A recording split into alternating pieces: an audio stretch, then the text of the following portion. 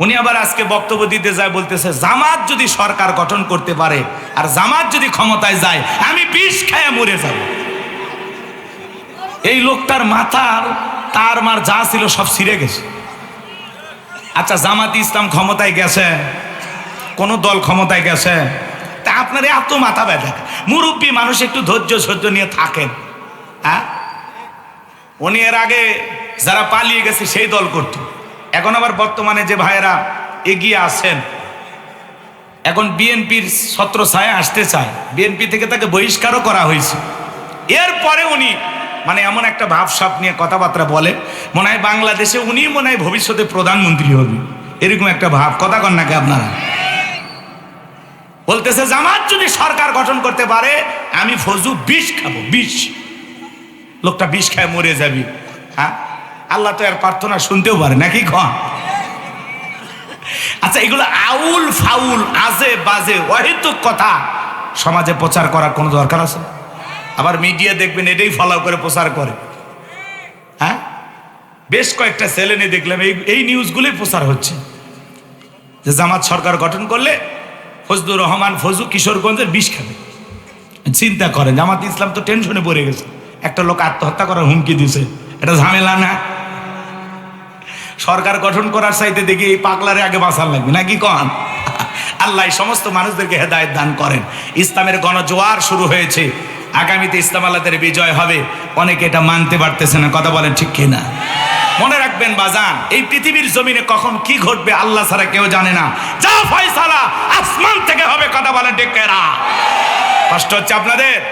যারা বড় বড় কথা বলতো 16 বছর টিকে থাকলো, তারাই পারলো না মিথ্যা মামলা হামলা দিয়া। এই যে আমাদের ভাই যে বাড়িতে খানা খাইলাম, হ্যাঁ, ওনার নামে 16টা মামলা। বিএনপি করে না ওই ভাই, স্বেচ্ছাসেবক দলের ভাইটা, 16টা মামলা। কয় ভাই জীবনে কোনো অপরাধী করিনি। তো যারা মিথ্যা মামলা হামলা দিয়েছে আজকে তাদের নামে হাজার হাজার মামলা হয়েছে। খেলাকার খেলাকা, খালি সময়ের পরিবর্তন, কথা বলে ঠিক কিনা? আবার উনি মাঝে মাঝে কল রেকর্ড ফাঁস হয় বলে আমি দেশের কাছে আছি, চট করে ঢুকবো। দিনাজপুর দিয়েই আসি নাকি? দেশের খুব কাছে আছে, চট করে ঢুকবে। আমরা বলতেছি আপনি আসেন, এই দেশ আপনার বাবার, এই দেশ আপনার স্বামীর। কথা বলে ঠিক কিনা? ক্ষমতার চেয়ার থেকে নামা সহজ, কিন্তু এই চেয়ারে ওটা কঠিন। কথা বলে ঠিক কিনা? সম্মানিত ভাইরা আমার, এই জন্য ইসলামের অবস্থা সব সময় ভালো থাকে না বাজান। নবীর কথা শোনার পরে বেলাল ডেকে বলে, নবী গো, আমার জীবনের কোনো দাম নাই। আমার মনে ওমাইকে বলেছিলাম উট্টুম্বা ছাগল পেশাব পায়খানা করে দেয়, এই ঘরে থাকতে আমার বড় কষ্ট হয়। ওমাই ডেকে বলে, বেলাল রে, উট্টুম্বা ছাগলের দাম আমার কাছে আছে, কিন্তু তোর মতো কালো হাফসিস বেলালের দাম আমার কাছে নাই। নবী, আমার জীবনের কোনো দাম নাই, আপনি শুধু আমাকে দোয়া করে দেন মৃত্যু পর্যন্ত যেন কালেমার পথে টিকে থাকতে পারি। এই কথা বলে হযরতে বেলাল চলে গেলেন। পরের দিন সকালবেলা সূর্য উদয় হয়ে গেছে, অনেকটা বেলা হয়ে গেছে। বেলাল দরজা খোলে না। অন্য চাকর যারা আছে নালিশ নিয়ে চলে গেছে ওমায়ের কাছে, যা বলে, নেতা এখন পর্যন্ত বেলাল দরজা খোলে নাই, তাই নাকি? বলে, হ্যাঁ। চলো যাই, দরজায় ডাক দেয়, বেলাল দরজা খোল। হযরতে বেলাল দরজা খোলে না, জোরে করে ধাক্কা মারছে। যখন দরজা খুলে গেছে তখন এইবার ওমায়ে তাকায় দেখে যেই রাত্রিতে হযরতে বেলাল কালেমা পড়ে মুসলমান হয়েছে, ওই রাত্রিতে একটা উটদুম্বা ছাগলের কাছে কোনো পেশাব পায়খানা নাই। জোরে কোন মারহাবা। এই বাহার ওমায়ে ডেকে বলে, চাকরের দল, বেলালের বিরুদ্ধে মিথ্যা অভিযোগ দাও। তোমরা যখন ঘুমাচ্ছিলে বেলাল তখন ময়লা আবর্জনা পরিষ্কার করেছে, তাকায় দেখো না একটা উটদুম্বা ছাগলের কাছে কোনো পেশাব পায়খানা নাই, তাই নাকি? বলে, হ্যাঁ। যাও যাও। ওদেরকে দাঁড়িয়ে দেওয়ার পরে এক পা দুপা করে বেলালের কাছে গেলেন। হযরতে বেলাল দেয়ালে পিঠটা লাগায় জিহ্বা নাড়ায় জিকির করে কার? হালকা করে ধাক্কা মারছে যখন, জবান দিয়ে কালেমার আওয়াজ বের হয়েছে তখন এইবার ওমায়ে ডেকে বলে, বেলাল তোর জবান দিয়ে কি শুনলাম, তুমি কি মুসলমান হয়েছো? হযরতে বেলাল ডেকে বলে, মুসলমান হয় যারা মিথ্যা কথা বলতে পারে না তারা। অকুলু কাওলান সাদীদা, লিল্লাহি তাকবীর। মুসলমানেরা হলো সত্যবাদী, মুসলমানরা কখনো মিথ্যাবাদী হতে পারে না। আমাদের সমাজে মিথ্যাবাদী আছে না নাই? এত মিথ্যা কথা বলে, ভরা পেটে মিথ্যা, খালি পেটে মিথ্যা, ঘুমানোর আগে মিথ্যা, ঘুম থেকে উঠেও মিথ্যা। মিথ্যা বলতে বলতে চেহারাটা বেঁকা হয়ে গেছে, এক পা কবরে চলে গেছে। এত মিথ্যা কথা বলে শয়তান পর্যন্ত বলে আমি এত খারাপ না। কথা কম বাজান, মিথ্যা থেকে বেরিয়ে আসা লাগবে। একটা মিথ্যা বলতে গিয়ে 10টা পেস লেগে যায়। কথা বলেন। মিথ্যা আপনার জীবনের বরকতকে নষ্ট করে দিবে। কথা বলেন। মিথ্যাবাদী মানুষকে মানুষ বিশ্বাস করে না। কোনো স্ত্রী, নারীও যদি মিথ্যা কথা বলে, সংসারের ক্ষেত্রেও অতিরিক্ত মিথ্যা কথা বলে, ওই নারীর কারণে সংসারে বরকত থাকে না। কথা বলে না কেন? তার দাম্পত্য জীবনে সুখ শান্তিটা নষ্ট হয়ে যায়। অতিরিক্ত মিথ্যা বলবেন না। মিথ্যা এক ধরনের ধোঁকা, প্রতারণা। কথা বলেন। আপনি মুসলমান, এত মিথ্যা কথা বলেন কেন? অনেকে বলে হুজুর মিথ্যা না বললে পেটের ভাত হজম হয় না। আপনার ভাত খাওয়ার দরকার নেই। কথা কয় না কেন? ভাতও খাবেন না, মিথ্যাও বলবেন না। কথা কি বুঝাইতে পারলাম নাকি রাগ করতেছেন আপনারা? তাহলে আমরা কি মিথ্যা বলবো? আমরা মিথ্যাবাদী হব না সত্যবাদী হব? সত্য কথা বলবেন সব সময়, জবান দিয়া সত্য কথা বলবেন।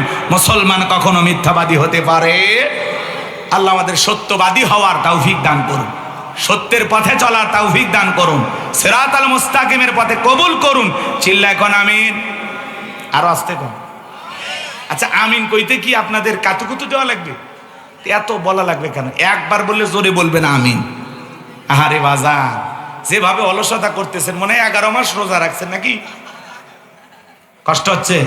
দোয়া করলে খুশি হবেন। তাকবীর দেন, লিল্লাহি তাকবীর। আমার ভাইয়েরা গভীর মনোযোগ দিয়ে কথাগুলো শুনে যান।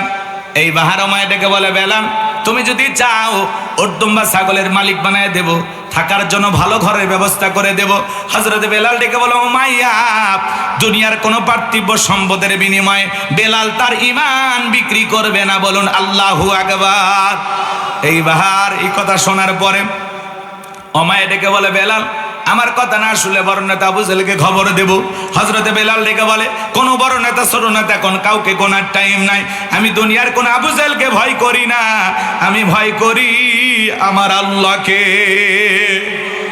একটু জোরে কর না আল্লাহু আকবার। এই বাহার উমাইয়া চলে গেলে আবু জেহেলের বাড়িতে যায়, বলে নেতার সংবাদ খারাপ।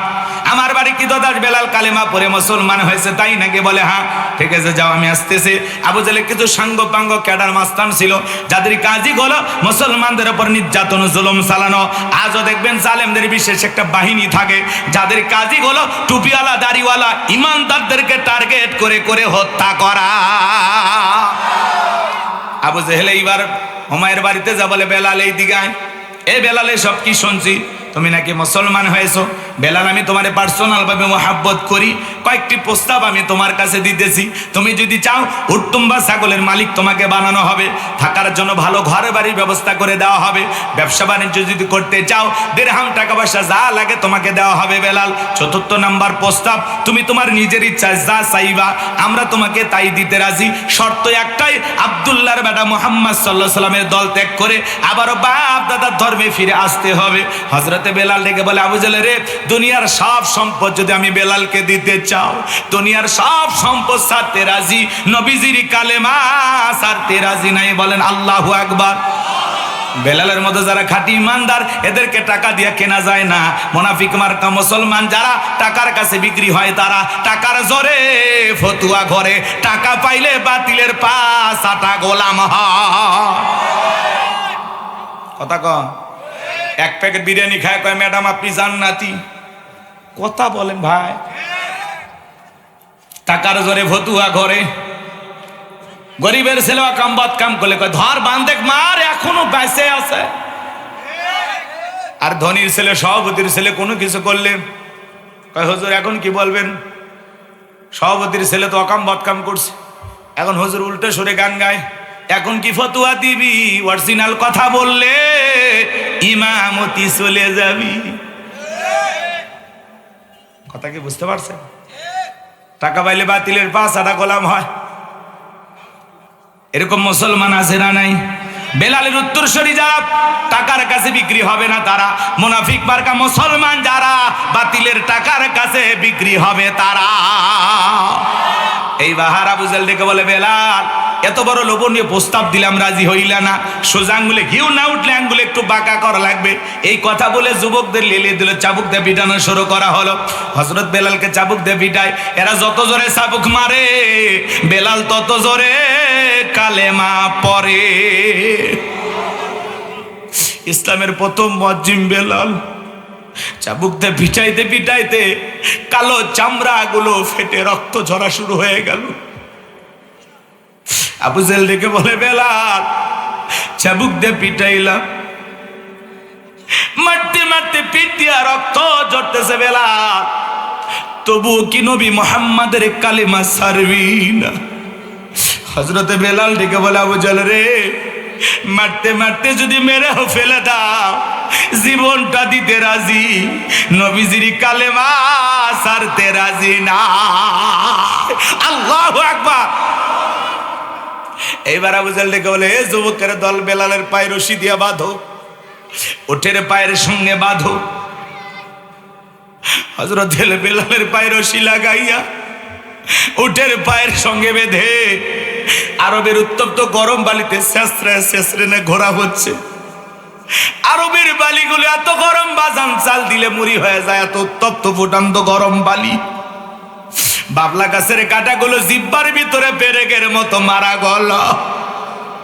বিকেল বেলা নিয়ে এসে বলে, বেলাল চাবুক দিয়ে পিটাইলাম, পায়ে রশি লাগাইয়া নিয়ে ঘুরলাম, এ বেলাল তবুও কি নবী মুহাম্মদ সাল্লাল্লাহু আলাইহি সাল্লামের কালেমা ছাড়বি না? হযরতে বেলাল ডেকে বলে, আবু জেহেল রে, মারতে মারতে যদি মেরেও ফেলে দাও, বেলালের নিঃশ্বাস থাকবে যতদিন, বেলাল ইসলামের পথে টিকে থাকবে ততদিন। জোরে বলেন না আল্লাহু আকবার। বাজান, ইমানের স্পিরিটটা দেখেন, পাওয়ারটা দেখেন। এইবার আবু জেহেল ডেকে বলে, যুবকের দল যাও, বড় একটা পাথর নিয়ে আসা বেলালের বুকের উপরে চাপায়া দাও। বিশাল বড় একটা পাথর নিয়ে আসা হযরতে বেলালের বুকের উপরে চাপায়া দেওয়া হলো। আবু জেহেল মনে করলো পাথরের চাপার আঘাতে বেলাল মারা যাবে, এই কথা ভেবে কাফেররা চলে গেল।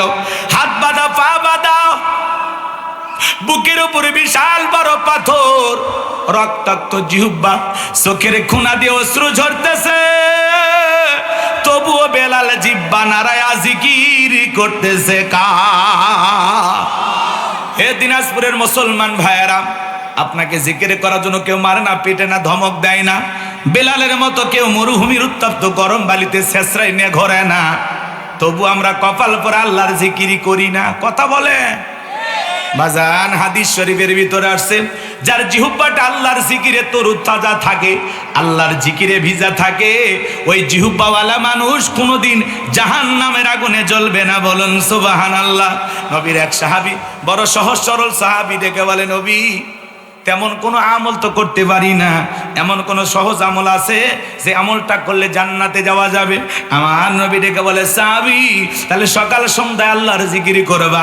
আল্লাহর জিকিরে যদি জিহ্বাটা ভিজা রাখতে পারো, তোমার এই জিকির তোমাকে জান্নাতে পৌঁছায়া দেবে।